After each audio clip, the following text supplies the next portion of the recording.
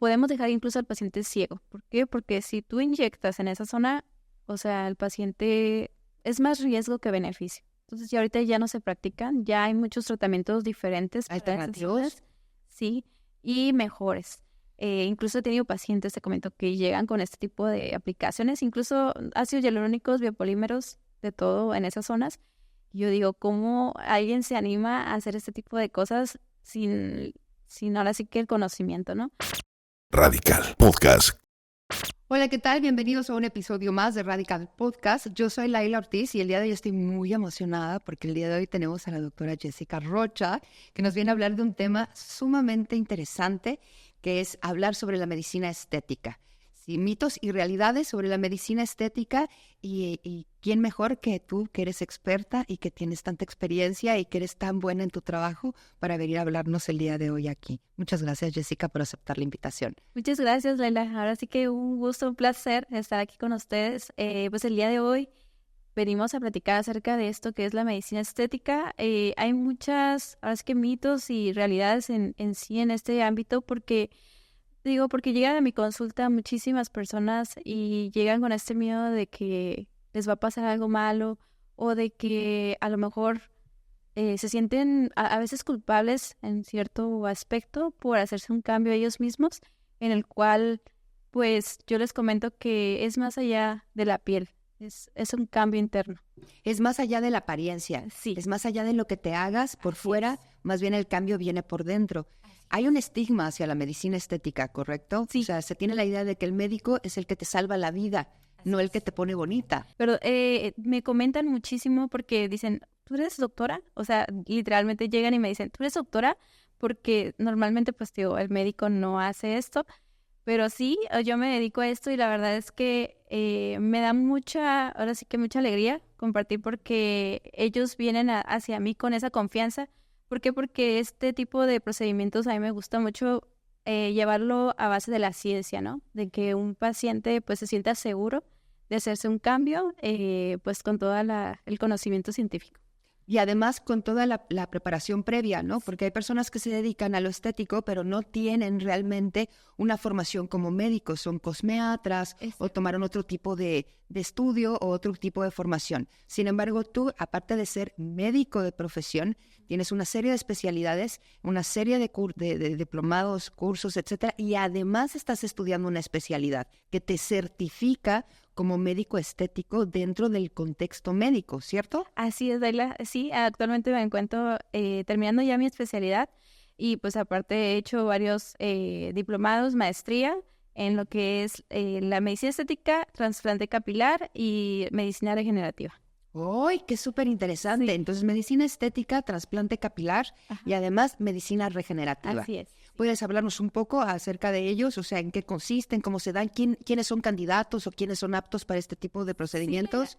Ahora sí que la medicina estética, yo les digo a los pacientes, siempre hay algo que te puede hacer el paciente. Desde los 25 años yo les recomiendo que ya inicien con el cuidado de su piel, porque ya inicia una depresión de lo que es el colágeno en la piel, entonces hay que empezar a cuidarla. En cuanto a lo que es la medicina en trasplante capilar, les comento a los pacientes que son pacientes que están perdiendo ya su cabello, que a lo mejor también tienen un tipo de alopecia específico y sienten esta caída de cabello. Entonces nos dirigimos en ese aspecto. Y en la medicina regenerativa, más que nada, trabajamos sobre el cuerpo en cuanto a órganos, en cuanto al sistema. ¿Para qué? Para que los órganos trabajen mucho mejor con lo que es, pues ahora sí que su funcionamiento, ¿no? Que podría ser este tipo de terapia como las células madre, los exosomas, los factores de crecimiento que vienen a regenerar ahora sí que varios órganos de nuestra piel, de nuestro cuerpo, perdón, y de nuestra piel. Ok, entonces esto es recomendable a partir de los 25 años. Ajá. Tú puedes comenzar a intervenirte o a hacerte tratamientos para que tu cuerpo esté en mejor funcionamiento. Entonces esto no tiene que ver con una cuestión de vanidad, esto tiene que ver con una cuestión inclusive hasta de salud. Sí, porque ya hay muchos estudios científicos en el cual hay un decremento de lo que es la producción de colágeno. Entonces, esto ya está certificado, o sea, es algo que es fisiológico, que uno va a ir en decremento y en cuanto a lo que es el funcionamiento de nuestras células, van a dejar de producirlo. Entonces, es esto que viene a mejorar ahora sí que nuestro aspecto en cuanto a la piel. Exacto, entonces como las personas piensan que solamente es una cuestión de aspecto, Ajá. para que te veas más joven, para que te veas mejor, por eso hay un estigma, ¿no? Por eso de cierta manera es en lo que tú estás invirtiendo es en vanidad, y realmente no es así, ¿cierto? Estás invirtiendo en salud. Así es. Yo les comento a los pacientes, ustedes a lo mejor lo ven como estético, pero en realidad también estamos mejorando lo que es la función de las células. O sea, los fibroblastos son los que producen el colágeno. Y si nosotros no les aportamos todos los nutrientes para que estén haciendo su función, muchas veces ya el paciente puede hasta llegar a desarrollar un cáncer, por ejemplo, si el paciente no cuida su piel con un protector solar. Ahora sí que hay cosas que uno también les recomienda, ¿no? Entonces, más allá de lo estética, hablamos de la salud.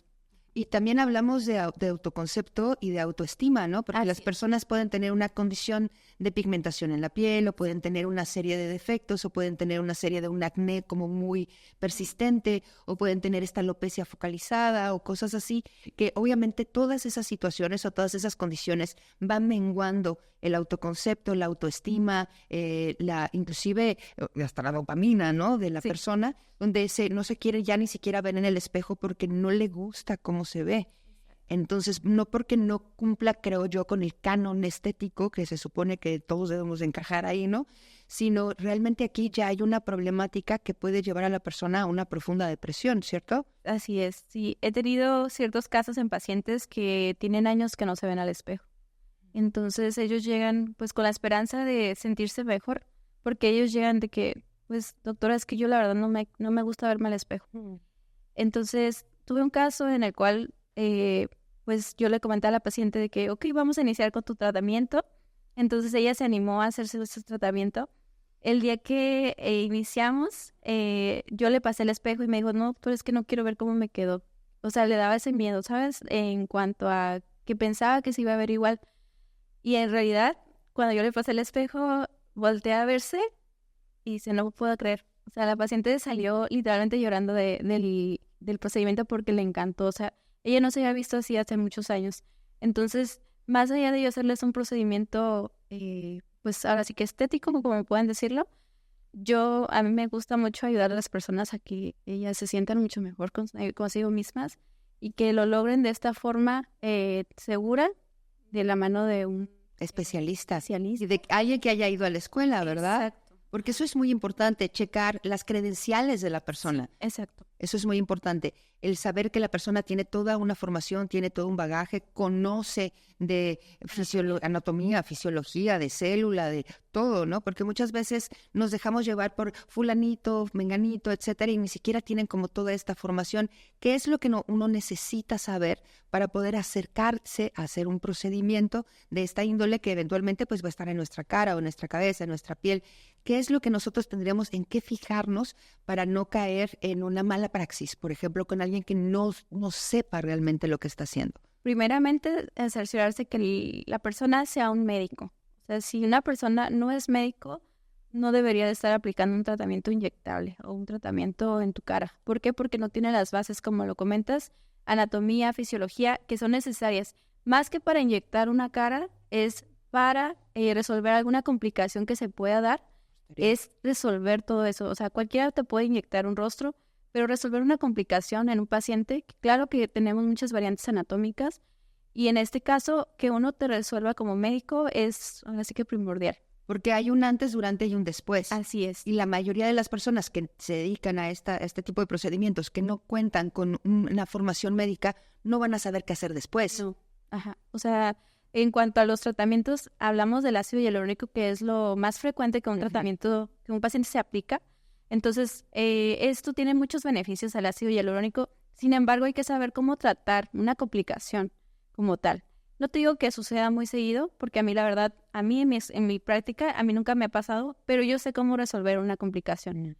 O sea, si a mí me llega un paciente de otra persona que me han llegado, de otros cosmiatras que han aplicado ácidos y tienen una complicación vascular, hay que hacerlo y rápido. Entonces, por eso les comento a mis pacientes que no se practiquen ningún tipo de procedimiento con alguien que no sea un médico y que esté certificado. Eso es muy importante. Sí. O sea, el saber las credenciales, no nada más ir porque lo ofertan, sino que realmente exista todo el conocimiento de la persona que me va a inyectar, que me va a tocar o que me va a dar pues un tratamiento como tal, ¿no? Así es. Ok, entonces eso es súper importante. Ahora, cuando asistimos a un procedimiento como tal, ¿hay un análisis previo o es inmediatamente, sí, cómo no, acuéstate aquí y ahorita te enchaleco una aguja, ¿no? ¿Cómo es? No, Laila, llegamos, yo tengo ahora sí que un expediente clínico en el cual se le hace al paciente todo su detalle en cuanto a enfermedades, a cómo se cuida, horas de sueño, ahora sí que todo. Se hace una fotografía clínica. En ciertos casos, depende de la terapia, se mandan a hacer laboratorios incluso para ver cómo está la función el sistema del paciente y de ahí ya se inicia con un protocolo. Ahora sí que el paciente, dependiendo el caso, hacemos todo el protocolo y de ahí ya ahora sí que iniciamos. Entonces hay todo un análisis previo. Mandas a hacer laboratorio, pues, sí, también. ¿no? Exacto, eso es muy importante porque nada más no sabemos cómo le va a caer a la persona el tratamiento que le vas a hacer. Entonces necesitamos saber cómo está a nivel endocrino, a nivel renal, a nivel, que creo que dije lo mismo, discúlpame, a nivel sanguíneo, etcétera. Todo eso influye en el procedimiento que se va a hacer o en la reacción que pueda tener. Así es. Incluso yo les comento a los pacientes porque quieren llegar a hacerse el tratamiento de ya. Entonces digo, no, a ver, vámonos despacito, vamos viendo cómo está tu cuerpo, qué es lo que necesita, porque muchas de las cosas que también manejamos, por ejemplo, la sueroterapia, quiere llegar y ponerse un suero. Entonces, yo no sé cómo está tu sistema en ese momento. Yo no puedo llegar y ponerte lo que sea, ¿no? Ahora sí que un protocolo para todos, como si fuera receta. No, o sea, hay que hacer un análisis y de ahí vamos a partir con lo que vamos a hacer con cada uno. Los denominados sueros vitaminados, ¿no? Así es. Se hace toda la historia clínica previa, cómo es su estilo de vida, si fuma, si toma, si se desvela, si cuántos años tiene. O sea, no es el mismo suero para todos, no, pues. No. Ahora sí que dependiendo mucho del estilo de vida de cada paciente, se hace personalizado. Porque de cierta manera, si no tomamos en cuenta todo eso, algo puede salir mal. Exacto. Ok, entonces se hace todo este ahora sí que interrogatorio, sí, toda esta historia clínica, toda esta fotografía que señalas, para ver también si es apta la persona o no. Porque me imagino que has tenido que negar en alguna ocasión algún tipo de procedimiento que la paciente o el paciente quiere y no es viable, no es apto porque su cuerpo no lo permite. ¿Has sentido? Sí. ¿Qué? Si el paciente llega a mí pidiéndome algún procedimiento que no va armónico con lo que es su fisionomía, yo no me voy a poner a decirle, sí, lo que tú digas, o sea, uno como médico para eso estudia y te dice, no, ¿sabes qué? Para ti te conviene más este tipo de tratamiento o no te conviene ese tratamiento. ¿Por qué? Porque no te va a quedar bien. Aparte de que uno como médico, los tratamientos que uno hace es su firma. Entonces, si yo te pongo un tratamiento a ti y porque tú me dices, o sea, no tiene sentido. No tiene sentido. Ajá. Porque aparte puede salir algo mal, puede ser que ese tratamiento no me caiga bien a mí. Exacto. O no me favorezca, o al contrario, de cierta manera, empeore la situación que yo tengo. Por eso, de cierta manera, se hace todo un estudio previo, una valoración y una explicación con el paciente. Entonces hay gente que inclusive se molesta, ¿no? De, ¿cómo que no me lo vas a poner? ¿Por qué? Si allá enfrente me dijeron que sí, que... o sea, existe de cierta manera en ocasiones este tipo de molestia. Sí, los pacientes llegan pues exigiendo casi que yo vengo a ponerme esto. Porque a mí me dijeron que esto me va a funcionar. O sea, vienen como que ya saben todo, Google ya les dijo. Claro. Entonces ya se les comenta, mira, cada persona tiene pues ahora sí que diferentes rasgos, no es para todos y en tu caso pues no va con ahora sí que no te va a funcionar y yo la verdad no lo hago. Ok, lo niegas. Lo niego. O sea, si niegas el servicio, yo no lo voy a hacer porque no va. Porque no va. O sea, me dicen, ponme otra jeringa de relleno en los labios. O sea, ya llevan 2, por ejemplo, ¿no? Okay. O sea, no puedo hacerlo. ¿Por qué? Porque 1, no va armónico con tu aspecto. 2, puedo provocar una complicación porque ya está muy dilatado lo que es ese labio. Okay. Yo no lo voy a hacer. Yo sí lo niego totalmente. Ok, entonces de cierta manera eso también te vuelve profesional, ¿no? El decir, hasta aquí, esto yo no lo hago, esto no es conveniente, y punto, ¿no? Por todas estas cosas que tenemos. Sin embargo, las personas a veces no están dispuestas a entenderlo porque, como bien lo dijiste, Google ya les dijo, pues. Sí. Entonces, por eso es importante que de cierta manera, primero, se informen. Segundo, vayan a hablar con un especialista, como en este caso que tú eres una de ellas, y vea cuáles son sus opciones, porque igual lo que le puedes decir, mira, no, esto no, porque no es viable por tu condición, por tu piel, por tus antecedentes inclusive, ¿no? Tus antecedentes de familiares, tienes hipertensión o tienes un problema endocrino, etcétera. Sin embargo, existe esta alternativa. También puede existir esa parte, o sea, puedes darle al paciente la oportunidad de que pueda elegir entre otro procedimiento. Sí, siempre trato de que los pacientes se puedan realizar algún tipo de procedimiento. Sin embargo, si sea un paciente con una complicación, hablemos de algo muy extremo, una insuficiencia renal, ahí sí ya, ahora sí que lo manejo, ahora sí que con piecitas, se puede decir. ¿Por qué? Porque son pacientes muy delicados. Entonces, si el paciente puede tener otro tipo de tratamiento, sí se los ofrezco. Y les digo, sí puede ir contigo, no, y ya de ahí los encamino. Y la mayoría de mis pacientes siempre lo han aceptado así, porque pues yo les hago entender que pues ese procedimiento no les conviene. O no va con ellos o no les va a favorecer y al contrario, el día de mañana les va a perjudicar. ¿Hay algún tratamiento, procedimiento que tú no recomiendes? Que tú digas esto que esté como muy de moda o estuvo de moda y que tú realmente no recomiendes, que digas, bueno, la gente se lo hace y lo respeto, sin embargo, yo no lo recomiendo porque genera a la larga algo. ¿Hay alguno de ellos o varios? Sí, hay varios procedimientos que se usaron anteriormente, antes de que hubiera tanta investigación en este ámbito. Y es que mucho de ellos, por ejemplo, es la aplicación de ácidos hialurónicos en zonas de riesgo. ¿Cuáles son las zonas de riesgo? Hablemos de las zonas de glabela, la frente. En esas zonas ya no se aplican ácidos hialurónicos. ¿Por qué? Porque es una zona de riesgo. Entonces, si nosotros ponemos en esa zona, podemos dejar incluso al paciente ciego. ¿Por qué? Porque si tú inyectas en esa zona, o sea, el paciente es más riesgo que beneficio. Entonces, ya ahorita ya no se practican, ya hay muchos tratamientos diferentes. ¿Alternativos? Sí, y mejores. Incluso he tenido pacientes, te comento, que llegan con este tipo de aplicaciones, incluso ácidos hialurónicos, biopolímeros, de todo en esas zonas. Yo digo, ¿cómo alguien se anima a hacer este tipo de cosas sin ahora sí que el conocimiento, ¿no? Pero bueno, este tipo de tratamientos no los recomiendo. En cuanto a otros, sería, por ejemplo, la bichectomía. La verdad, yo no la recomiendo tampoco, porque después me llegan los pacientes con flacidez facial, bastante. Entonces me ha tocado muchísimas veces aplicar tratamiento para flacidez. En la carita se les empieza a colgar. ¿A caer? Ajá, porque pues ahora sí que esos colchonetes faciales sí sirven de soporte interno y tenemos esta flacidez facial posteriormente. Entonces, no bichectomía, no ha sido en la frente o en el área de la frente. Es una de glabela ahí frente, entrecejo. Entrecejo. Ajá. Oh, ok. Que mejor hagan face yoga, ¿no? Que se soben. Cuando se den cuenta que están poniendo cara de horrorosos, que dejan de hacer y se soben. Sí, está la toxina botulínica, que es preventiva. Es el Botox, el llamado Botox. Y si ya la arruga está marcada, que ya tienen esa línea, pues ahí ya un surco, tal. Es una carreterita. Sí, ya hay otro tipo de terapias de bioestimulación de colágeno en esa zona para que la piel se regenere como tal. Ok, entonces de cierta manera todo esto que me estás diciendo tiene que ser tomado en cuenta al momento de asistir con una persona que te va a trabajar la cara. Así es. Porque una vez que sucede algo en la cara ya no hay marcha atrás. Exacto. Cara es única, hay que cuidarla, hay que ponerla en unas manos que estén certificadas, que sean, pues que tengan mucho conocimiento, y pues no es cualquier cosa, es tu cara, es tu presentación, es tu ser. Entonces yo recomiendo muchísimo que se fijen totalmente en esos puntos que hablamos. Muy bien. Otra cosa más, ¿qué pasa cuando hay una moda, por ejemplo, ¿no? Que ahora todas las mujeres queremos tener los labios súper carnosos y tener esta boca voluminosa y buscamos alternativas para hacerlo, ya sea por medio de maquillaje, por medio de procedimientos. ¿Qué va a pasar el día de mañana que esa boca ya no sea atractiva?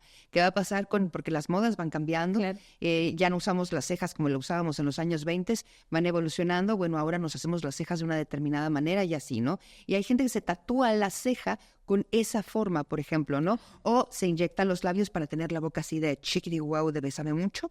¿Qué pasa? Porque eventualmente eso va a cambiar y puede ser que ahora no, ahora ya esta boca frondosa ya no sea tan agradable y volvamos a los labios, no sé, pequeños, esto, aquello. ¿Qué le dirías a la gente que se espere a ver cómo va evolucionando la estética o que tenga esta necesidad de hacerlo por moda? Es donde me estoy enfocando. ¿Tiene que tener la persona que va contigo una especie de argumento válido para tú poder intervenir en ella? O sea, no me quiero ver nada más así porque todas nos vemos iguales. ¿Tiene que haber un argumento válido para que tú la tomes como paciente? Sí, bueno, para empezar, anteriormente se colocaban biopolímeros, otro tipo de tratamientos, ¿no? Una vez que el paciente viene a la consulta, hay que más que nada ver sus ángulos faciales. Los ángulos hablamos de que esto nos habla de la armonía facial. Ok. Entonces, si el paciente tiene este labio que ya está armónico a su cara y en realidad no necesita como darle esa proyección, yo sí les digo a los pacientes, mira, hablando de los ángulos faciales que tú tienes, si estos no te conviene, ahora sí que aumentarlos, yo sí les comento. En cuanto a las modas, sí los podemos inyectar, te comento, si hay este espacio en cuanto a los ángulos para hacerlo más armónico, y si en cierto caso llegara de que ya no se use, ya pasó de moda. Ya. Se pueden, hay un medicamento que se pone en los labios que se llama hialuronidasa. Lo pones en los labios y degradas el ácido hialurónico en minutos. Entonces, si tú te aplicas un ácido hialurónico en estos tiempos y no te gusta cómo te quedó, simplemente acudes al médico, te ponemos tu tratamiento y lo degradamos. Pero, claro que siempre es que sea un ácido hialurónico puro, que te enseñen que tu jeringa viene cerradita y que no sea otro tipo de material. Ok, por ahí existe este refrán que dice, el que quiera azul celeste que le cueste, o la belleza cuesta o la belleza duele, ¿no? ¿Qué pasa con los procedimientos? ¿Son dolorosos, Jessica? De repente pueden ser...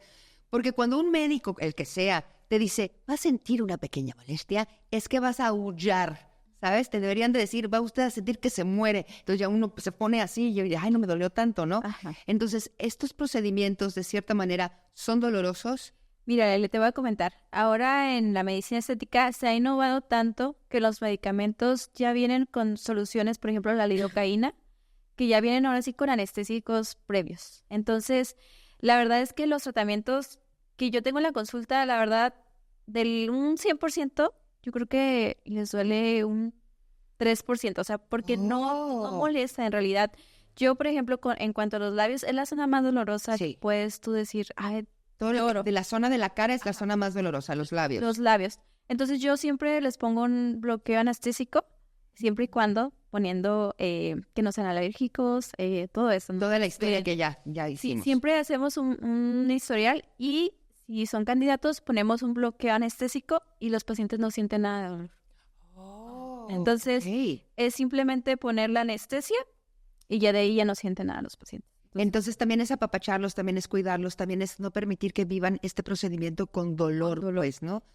O la pequeña molestia. Porque me han tocado que me dicen, es que yo fui a un lugar y no volví porque me dolió mucho. O sea, no aguanté, me dicen.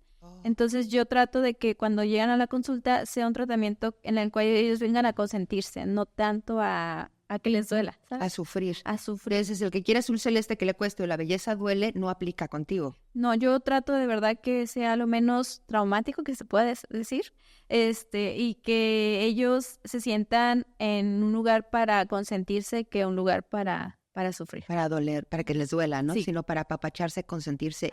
Y saber y entender entonces que no es una cuestión de vanidad, sino es una cuestión de salud y de mantenimiento y a su vez también de autoestima, porque no solamente tú les tocas la piel o la cara, sino también les tocas el alma, ¿no? Así es. Okay. ¿Dónde te encontramos, Jessica? ¿Cómo te buscamos en redes? O sea, ¿cómo te encontramos? Cuéntanos. Mira, tengo mis redes sociales, Facebook e Instagram, es doctora Jessica Rocha, con Y.